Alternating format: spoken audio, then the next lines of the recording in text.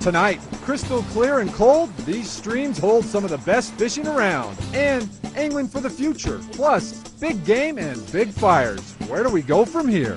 I'm Adam Eakle. And I'm Reece Stein. And we're Roughing It Outdoors.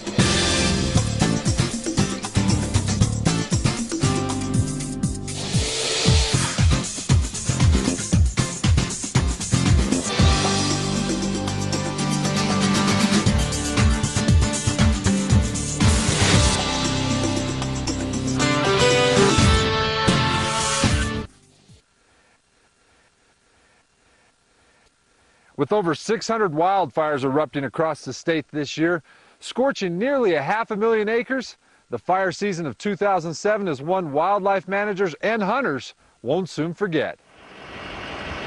Just ripping across that road right now. Wildfires from northern to southern Utah are still burning, scorching thousands of acres of critical wildlife habitat. Looks like the sand dunes out here. Dave Martin and friends are checking the trail cameras they set out on the Milford Flat Fire. They were getting a lot of pictures of deer and elk before the fire. And it went from a whole bunch to hardly any after the fire. That fast? Mm-hmm. In about a week's time, they're all gone. Disappointed? Very disappointed. It's our favorite hunting spot. We hunt out here every year, and it's pretty much wiped it out. It's gone.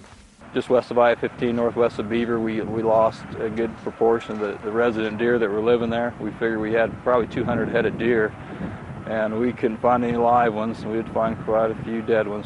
Sean was assessing the damage from the Milford Flat Fire just last week. He says that although some deer were lost, most of the elk were able to escape. The DWR will be focusing their reseeding efforts on most of the critical habitat affected by the fire. Hunters are just hoping that once the habitat returns, so will the wildlife. And the next year is going to be critical, whether or not we can reseed and get some of these areas back, especially lower down.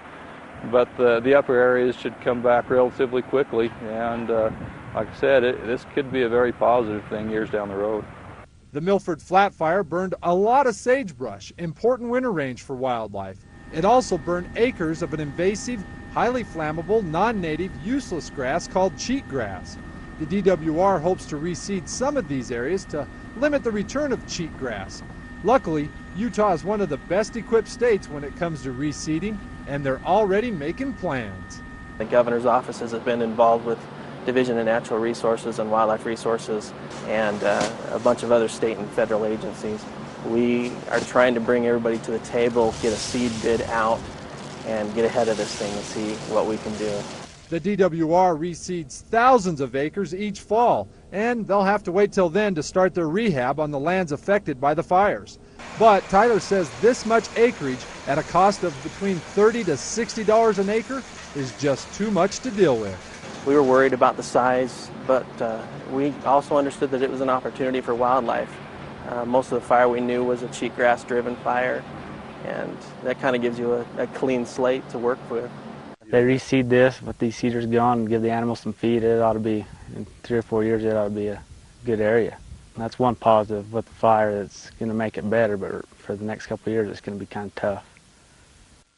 25 cow elk hunters are set to take to the field next weekend, and so far the DWR says there's no plans in canceling any of the hunts on what has become one of the largest recorded wildfires in Utah history.